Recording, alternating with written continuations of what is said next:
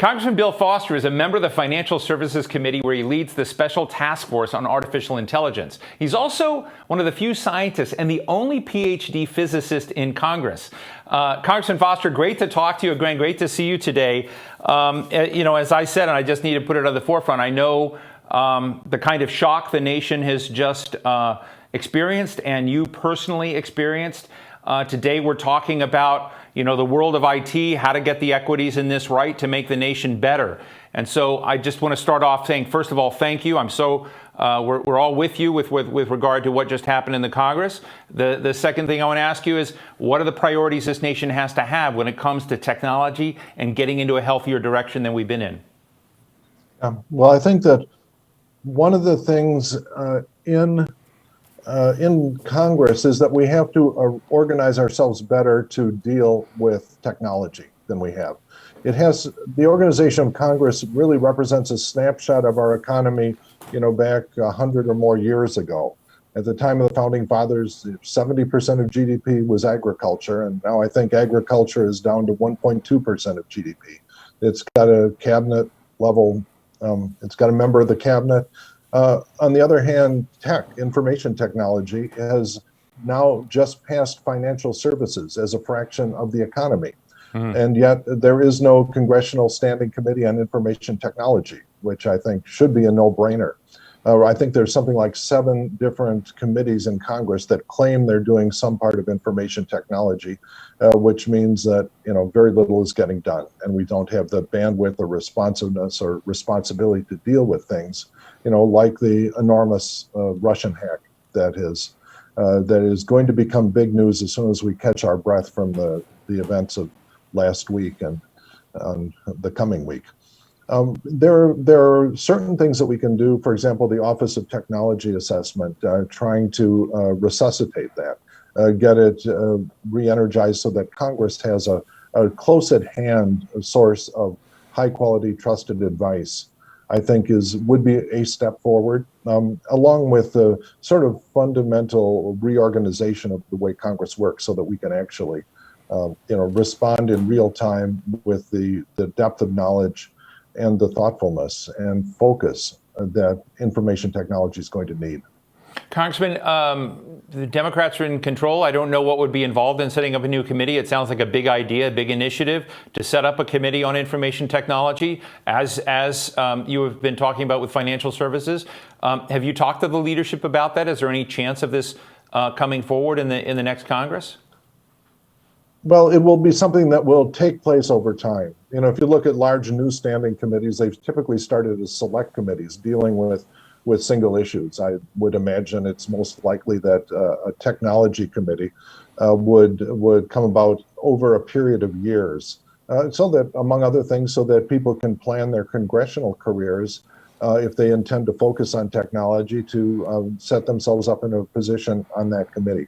So that's one of many branches that we have to pursue in this. I think we have to, in terms of what you were just talking about, comprehensive immigration reform, central bank digital currencies, and payment systems. There are a number of issues like this where technology, information technology is at the core, and also digital citizenship and having a secure digital ID for all U.S. citizens. I think is really something that is past time, and I'm hopeful that there can be bipartisan agreement that this is something we need as a country. Things like digital driver's licenses that are Real ID compliant. Interestingly, I'd say about a year ago now, Congress, without a lot of fanfare, actually passed something that was essentially the 2013 comprehensive immigration reform bill, but only for ag workers. And so it had the fundamental deal that, yes, we would have amnesty and a path to citizenship for at least a large class of workers, but at the same time, we from then on would have real ID, real enforcement of the E-Verify program. And so that this is something that's important, obviously, for immigration. It's also important for answering the Chinese forays into central bank digital currencies. where the first step, if you're setting up a digital currency, is how do you prevent identity fraud, money laundering, things like that. And that requires a method for a person to present themselves and authenticate themselves online as a single digitally verifiable human being and legally traceable. And so this is something that is going to be at the heart of making a system and a government that works much more effectively. I am so excited by the agenda and the roster you just laid out of things we've needed. You know, the things that we've been in the Hill writing about in different ways. I think you've written for us on some of this, and so I do hope that some of this comes to fruition. But let me ask you about China for a moment.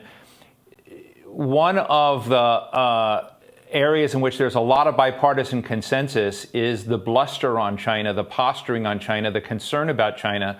What we haven't seen is a consensus around how do you invest in the science ecosystem, the tech ecosystem, to create the kind of capacity in this country, again, that really would rival. In other words, you know, the industrial policy dimension of the debate has not one that's received a lot of attention. I don't know if you share that view, but are your colleagues, both Republican and Democrat, comfortable with a position on China that so far, at least in my book, seems pretty thin and not connected to a science and investment and tech strategy that would lead to more, a more competitive situation for the U.S.?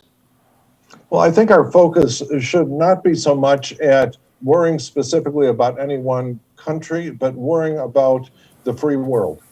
That I am more concerned with having our information technology infrastructure sourced in countries that we can trust, rather than not having them built in China or other specific countries.